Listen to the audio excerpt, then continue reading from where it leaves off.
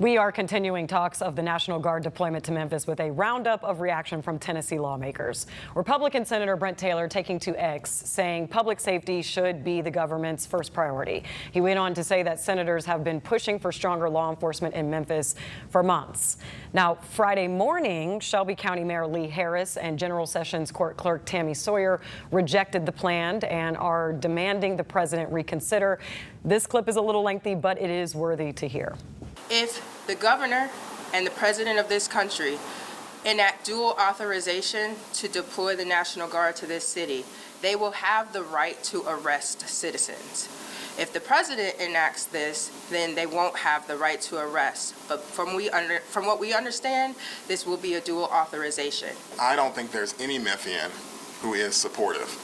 So I think that all Memphians are against seeing individuals, military fatigues, semi-automatic weapons, and armored vehicles on their streets. I don't think anybody feels comfortable with that. And so we're going to do everything we can to see if we can turn this thing around, like moments right now, to raise awareness. But also, I'm going to explore litigation to see if there is a legal ground for us to prevent this action from taking place.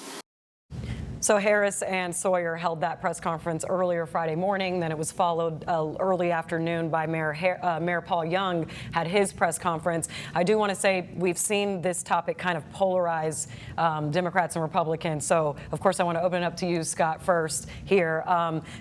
Memphis Mayor Paul Young said that this wasn't a political stunt for him or stint. What do you think? What do you make of the National Guard? Is it a political? Is it polarizing? Well, I think it's polarizing. That's obvious, but I think it's a reaction to the realities that are taking place in Memphis. I mean, crime is an issue, and we need to take whatever action we can come up with and think of until we solve this problem, and we're a long way from solving the problem. And I don't understand the mentality to say, well, if they come in, they're going to arrest so many people, we don't have the resources to process them. Well, you know, we need to find the resources then. I mean, if crime continued to escalate, if the National Guard didn't come in and crime continued to escalate, well, would you say, well, our jail's full, we can't arrest anybody else until we set some people, you know, get them processed and get them out? No, I mean, we have to fight crime, and so that might put the pressure on the powers to be who control the take-in center and the jail to come up with a solution to that problem. And I think a lot of the narrative around the National Guard is like we've been hearing about arrests, but can the National Guard help with those the processing or paperwork and all of that as well? I think they can. I think that I'm not 100% sure of this, but I think that was some of the things that they did in Washington, D.C. Now, Washington, D.C. is a completely different animal because it's a federal territory as opposed to, you know, the National Guard coming to Memphis. But if the governor does, you know, I guess, you know, ask for them and they're given those powers. But those might be some of the things that they work out to say, hey, okay, this is where we need the help. We need to help in processing these people and triaging, you know, who we arrest. But we need to do something. Okay, and the difference between Memphis Mayor Paul Young, which was such a quick turnaround by the time we taped this show, and Mayor Harris's press conference were quite different in the tone. So, yeah. Reverend Whalum, I want you to take it here. How do you kind of view their stances? Well, Mayor Harris, for some reason, has taken a strident anti-Trump position. I don't know how valuable it is in a climate where they're coming. The National Guard troops are coming. So I think it's more political posturing to say, we don't want to, we're going to sue you. I don't know how helpful that is. But I think it's like spitting into the wind. It's happening. It's going to happen. So, but what I think we can do is, and it's going to sound silly, I think we can do what we can do.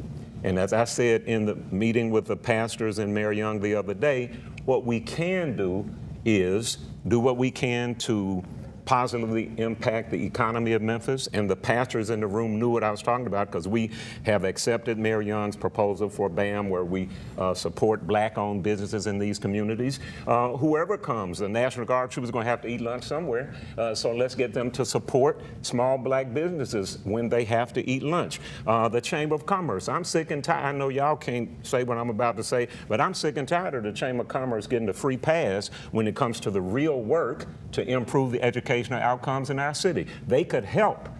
School board is right now getting ready to close schools. Well, why doesn't it, instead of having socials and cocktail parties, why can't the Chamber of Commerce step up and say, look, we got some space, we've got some vacant commercial space where we can offer you that space to have smaller class sizes and we can improve educational outcomes right now since you're going to have to close schools. So I'm saying I think Mayor Harris's position is more strident and oppositional than it needs to be.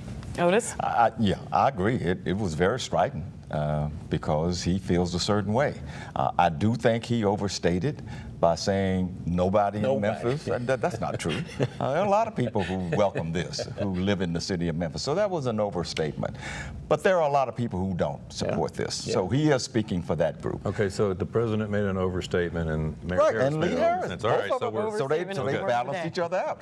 I think Tammy Sawyer made one of the more cogent points in her statement. We didn't get to air that, but she said, we have a problem with guns in this community. We have young people who are stealing cars and they're looking for guns because they know that guns can sell and they will make plenty of money doing so. But this governor and this legislature passed permitless carry that allowed guns to be everywhere so that young folks can go looking for them to get them to make money. And then they passed a law that our kids have to be taught in Memphis and Shelby County schools gun safety, because we know that they have to learn how to deal with safety with the guns that they're providing. But that's not the point what I'm making here. My point is, and I think Tammy Sawyer's point is, you are concerned about crime, but you passed legislation that fostered more crime. That's all I'm saying. Agreed. I just think that, yes, this is very polarizing. I hope we can make the best out of it. Cooler heads need to prevail here, and let's stop pointing fingers and try to make the best of it. That's all we can hope for. I'd like to give you the last word if you want it, Scott. We need to quit pointing fingers, and we need to figure out how we're going to solve this issue, because no doubt Memphis has a crime problem. And I've heard there was some talk about, oh, well, you know, it could hurt us economically. You know, people won't come out if the National Guard. Well, where I live, people don't go out. They don't go to East Memphis and downtown because of their fear of crime. So maybe if they see that something's being done and National Guard's on the street, they will go out more. So it's a balancing act. Valid point. I have to stop it there. Right. One polarizing topic to another. We are going to discuss the assassination of conservative activist Charlie Kirk and how Dems and Republicans are responding and reacting to that news. We'll be right back.